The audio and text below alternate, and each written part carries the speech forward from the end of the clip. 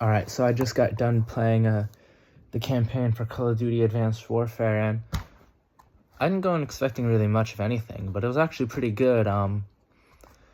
It was a little, the story's pretty predictable, but the missions are pretty fun. I have a lot of thoughts. I think they do a lot of telling and not showing, because, like, the opening mission...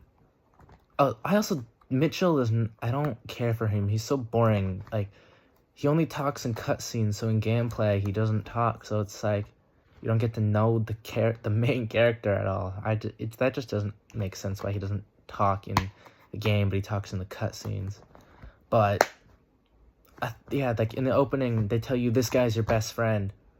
We don't see why they're best friends, or, like, what makes them, like, we're just told that it's his best friend, and then the best friend dies, and it doesn't... Okay, cool.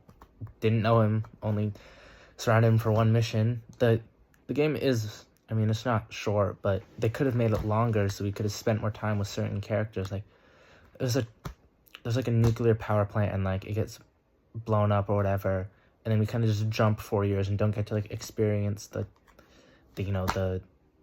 aftermath. Just jump forward and, like, just, oh, this is what happened.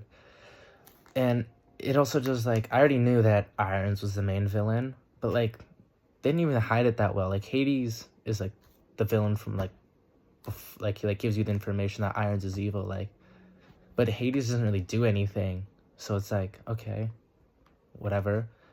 But Irons, I mean, he was a cool villain. I already knew he was gonna be a villain, but Kevin Spacey, not a cool guy. The gameplay was pretty good.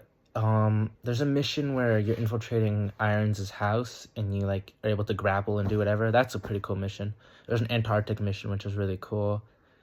They have grenades that, like, you can, like, swap between, like, instead of having like a flashbang and, like, a different type of grenade, you can just switch between it. And I still think it's a little weird, because in the heat of the moment, I'm just panicking, and, like, I don't know what to click. I'm not reading it, I'm just throwing, so sometimes messed up there. But it should have leaned more into the futuristic, aspect of it, like Titanfall 2 did. I mean, it's a COD campaign. It just doesn't, like, lean into the futuristic stuff as hard. Like, if it let you grapple, or use some, like, if it let you grapple everywhere, that would have been cool. Yeah, I think it just give them, like, a bit more freedom with, like, the movement. But it was a good campaign. Probably a 7. I'd probably give it a 7 out of 10, but it was decent. It was good.